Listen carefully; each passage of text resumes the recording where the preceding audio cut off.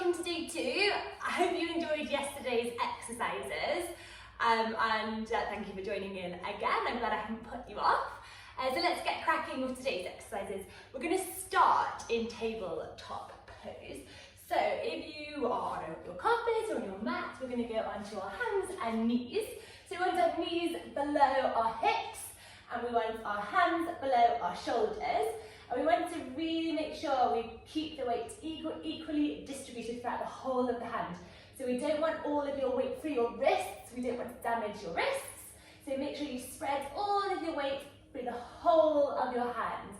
And when we're in this position, we want to make sure we've got a nice flat back, our tummy is tucked in, belly button towards the spine, nice and strong through your core.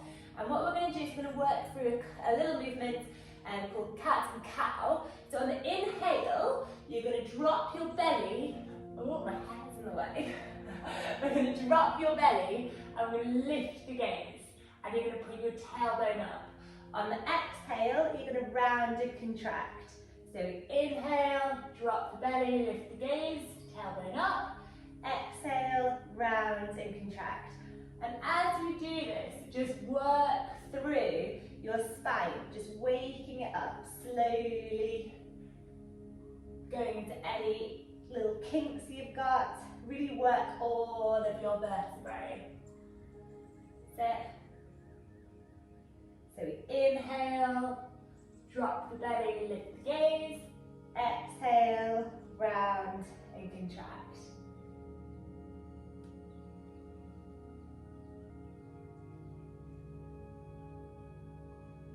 So you can either carry on working through the cat and cow like that, just working through waking up your spine. If you want to make this a little bit harder, what we can try and do is work a little bit on our balance.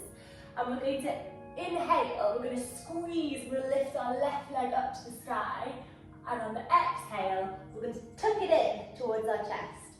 So inhale, squeeze and lift. Exhale, chin to chest. So keep working through this. So this is really good for correcting a hollow back. It creates a nice relaxed back. Okay, so on the next one, we're going to squeeze and lift.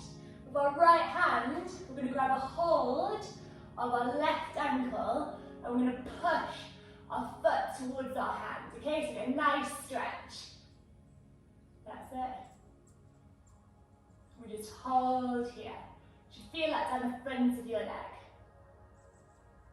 And then we relax. And then we're going to switch sides, okay? So we go with the right leg this time.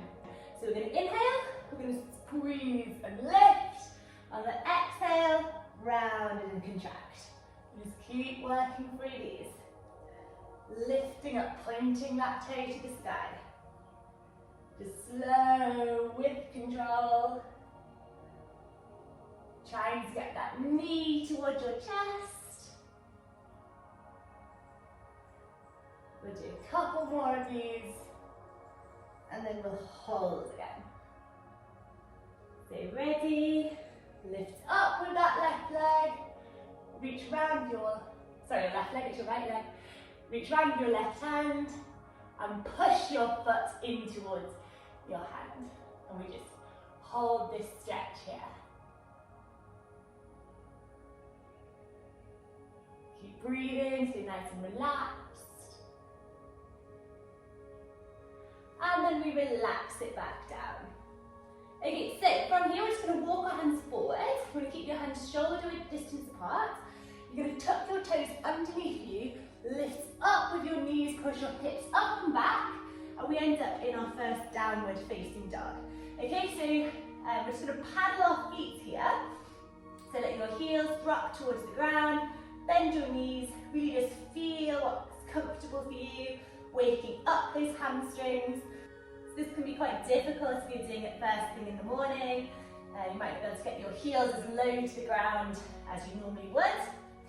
So it can help to widen your feet here if you're finding it a little bit more difficult. So the down dog is really good for lengthening your leg, really working on this hamstring. So a long leg, low heel.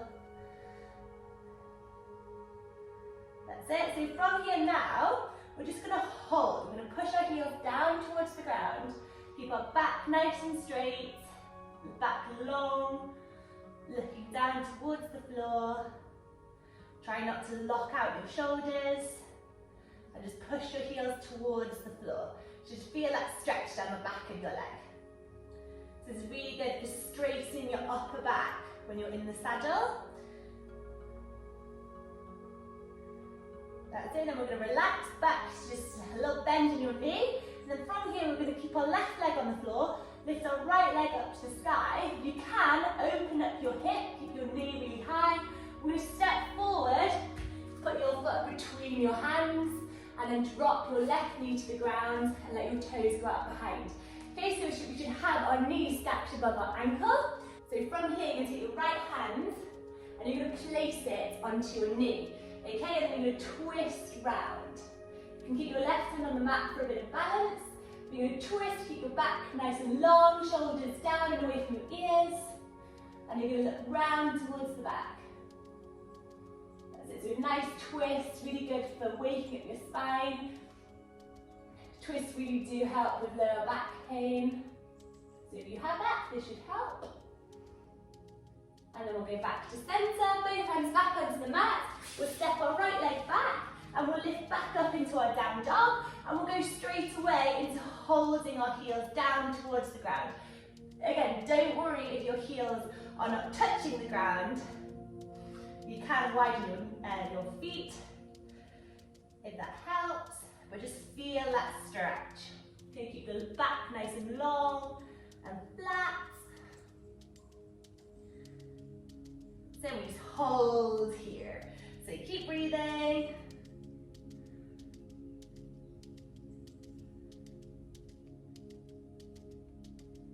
That's it.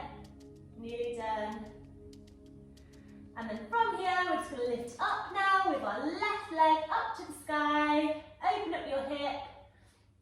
That's it, knee as high as possible. Then we'll step it through between the hands, drop the right knee, toes out behind. And then we're going to grab a hold of our left knee of our left hand and twist. That's it, so we let our knee, our hips drop down low. So this low lunge is quite good for deepening your seat in the saddle. Which a good deep seat helps with the swing, helps with the movement of the horse, helps your aids become more precise. As in this twist, we'll get rid of any tension in that lower back. Okay, that's good. So from here, we're just going to put our hand back to the floor, let our leg go back, sits underneath us. We're now just going to cross at the ankles, and we're going to go onto our back. Okay, so you're going to lower down with control onto your mat, and we're just going to work for a few glute bridges. Okay, so I want you to have your ankles below your knees, so your knees are stacked above your ankles, and I want you to take a little minute. So line yourself, so your shoulders are on the floor, your shoulder blades are down and away from your ears, your hips are nice and level. And then what we're going to do here, so we keep our gaze up towards the sky, and we're going to slowly peel vertebrae by vertebrae up, off the ground, in case we end up in our little glute bridge. So when you're here, I'm going to have a little check. Are your hips level? Okay, we want to really reach them up towards the sky, but keep them level, okay? This is really good at straightening up your seat when you're in the saddle, strengthening up your pelvis, to have better pelvis control when you're on the horse. You have nice straight hips, you have better aids, more precise for the horse, good strong core muscles, strong back muscles. You'll become a more effective rider. So when you're in this glute bridge, you can either stay here, if you want to make this a little bit harder, you can raise up one leg at a time, okay? So we're going to lift up our left leg now, if you want to join me. Try to keep those hips remaining level. We're just going to hold here.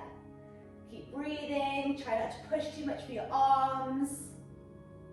And then relax the leg back down. We'll relax back down to the floor. Okay, and then we're going to have a go at doing that again. So we slowly, vertebrae by vertebrae, lift up, off the ground. Pelvis is nice and strong, hips are level.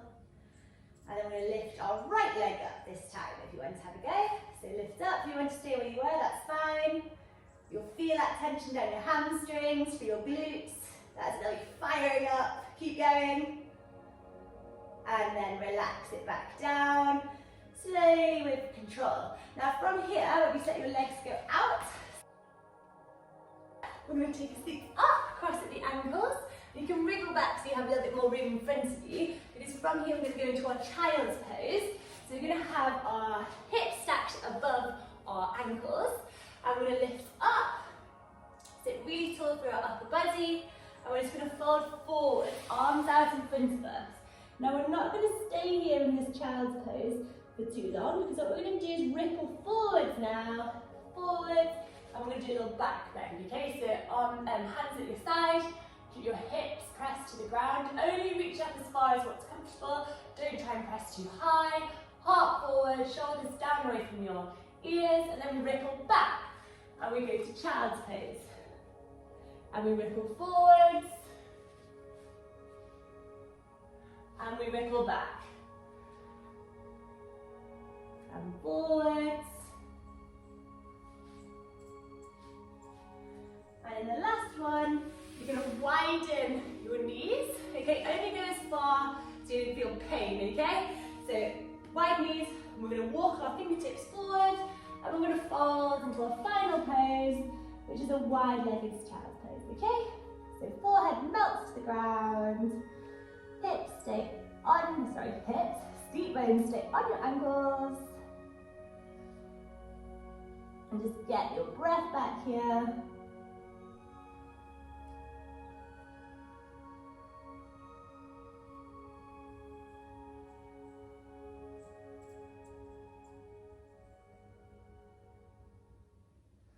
That's it, and then we can sit forward and we can finish today's exercises.